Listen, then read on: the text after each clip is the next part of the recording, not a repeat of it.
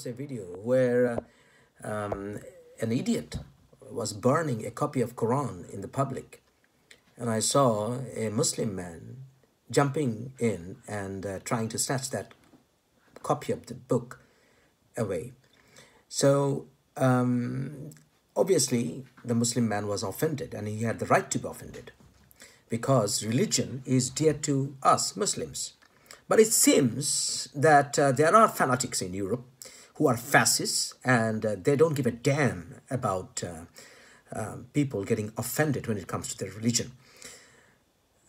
We believe that people have the right to offend when it comes to freedom of speech, but that freedom of speech must be dependent on responsibility, because people must use their freedom of speech responsibly. But it seems that those who are fanatics, fascists, ultra-nationalists often forget that, and they think that they can do whatever they want and they can say whatever they want regardless how the other person is offended. Yes, freedom of speech needs to be curtailed when it comes to religion, and because people get emotional about it. So we must use it responsibly. Yes, you have the right to criticize a religion. You must have the right to criticize a religion if you don't like it. But you must also use the best of terms. You must also use the best of words. And you must also be careful not to stir up communal disharmony, not to belittle a whole community in the process. And I have learned that over the last 3 years, because I was an ex-Muslim. I left Islam, and I also debated many Muslim scholars. And I was a man who believed in the right to offend. But over the time, I realized that Europe doesn't have the experience to handle major religions living side by side. In Asia and Africa, major religious communities live side by side. In Asia, you have Hinduism in majority. In India, you have Islam in majority. In several other countries, in Indian neighborhood, for example, Bangladesh, Pakistan, Maldives, these are all Muslim majority nations. Even in the Indian subcontinent, Muslims may be in majority in one of the neighborhood, and Muslims may be minority in another neighborhood. The same applies to Christians and Hindus. But in Europe, people are mostly Christians, and now many of them are atheists. It is easy to self-criticize, and people don't get offended easily when they become self-critics. For example, if I criticize my own Bengali community, Bengalis will not take it that seriously, and they will not be offended that easily. Whereas if Bengalis are criticized by Indians even in the strong terms, they will get offended. So we have to be careful, because it doesn't matter what you say. The reality is there are billions of people around the world who take their religion seriously and more dearly than they take their own parents. That's the fact. So what's the way forward? The way forward is criticize religions, criticize atheism. There are things to criticize, and because atheism has become a religion by default, whether you accept it or not. Because when I left Islam, I was hounded up by extremist Islamists. But the same thing is happening now. I'm being hounded by many ultra-atheists, militant atheists. I'm being hounded by many Hindus who were, in fact, acting as if they were atheists. But they were, in fact, atheists in camouflage. But they were, in reality, fundamentalist Hindus.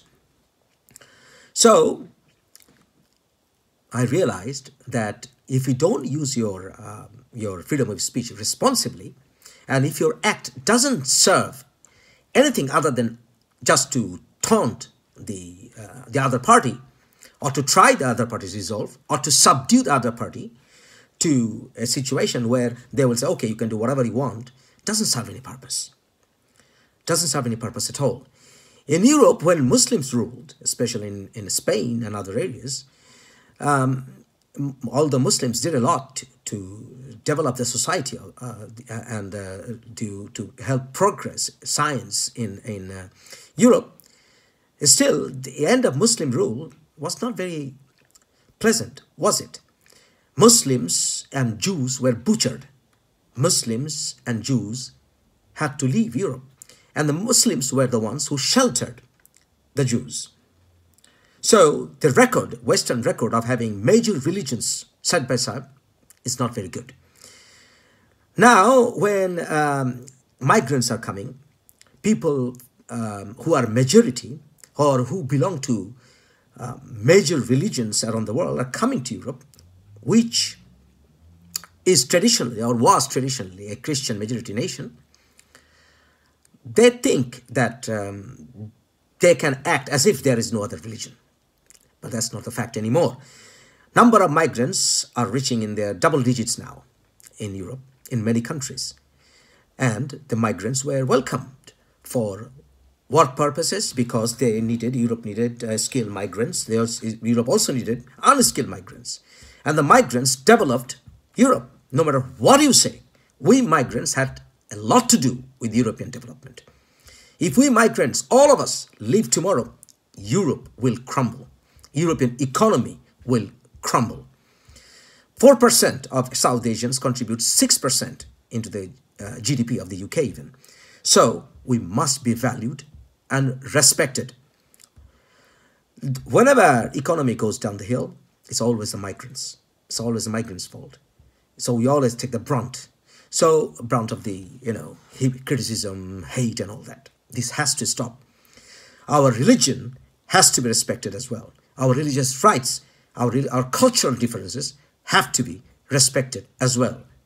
Yes, we will accept European culture because we are Europeans now.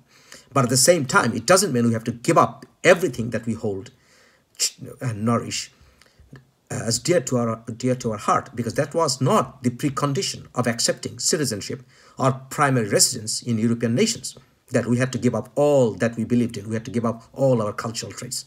We were not asked to do that when we migrated to European countries. So that's too late now, my friend.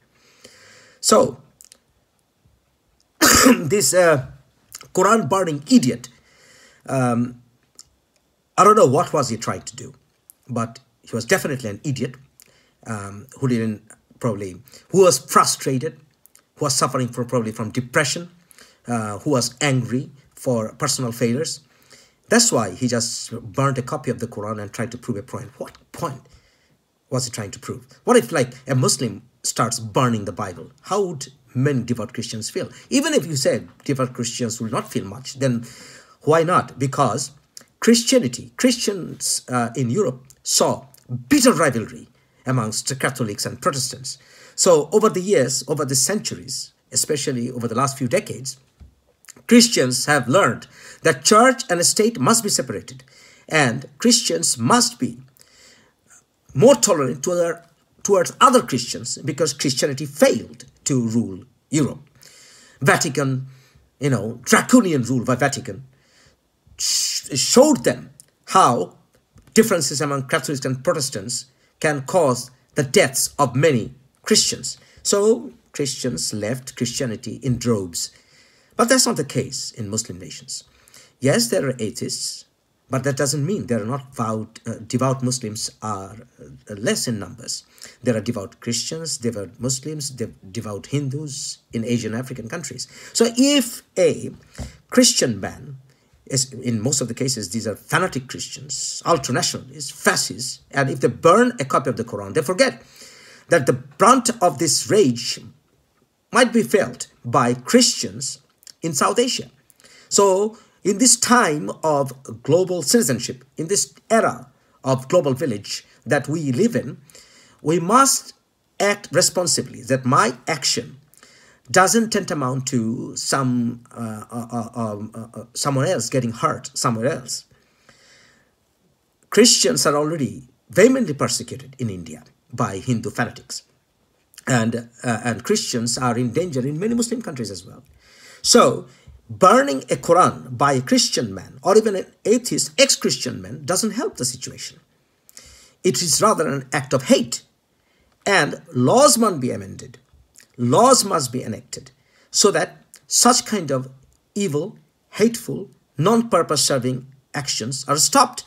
This is not freedom of speech. This is not right to offend. This is hate, pure hate, and such kind of hate cannot be tolerated. It doesn't mean that Muslims can be taken or should be taking up, laws into their own hands. I'm not in support of that, but I'm in support of constructive criticism, respectful criticism, best of words, kindest of words, whilst criticizing religions. Because the fact of the matter is,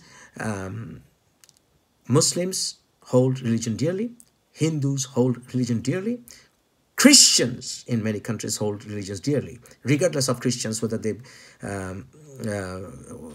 accept it lightly or whatever in Europe. That's not the case in many Christian countries as well, in Africa and in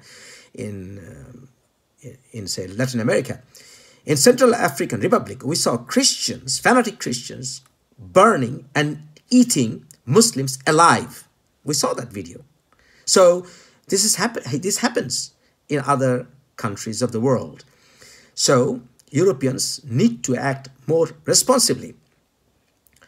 That's not happening. I think it's not happening because the lawmakers in Europe are becoming more leaning towards the right, and it's about time that we need to see some changes in laws in Europe, so that people's right to freedom of religion without getting offended is respected.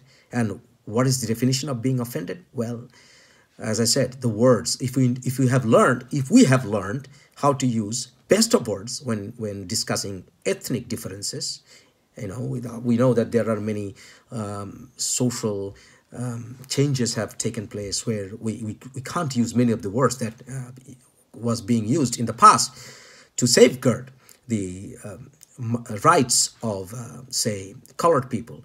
We can't say Negro anymore because that's offensive. At the same time, we must accept that most of the Muslims, most of the Hindus, most of the Buddhists in Europe and in America are not white. So when you attack Muslims, when you attack Hindus, it is almost on the bordering line of attacking people of different ethnicity. So this act of the Norwegian man is foolish, doesn't serve any purpose, and it's not constructive at all. And we need to make stronger laws to stop such nonsense. Thank you for listening.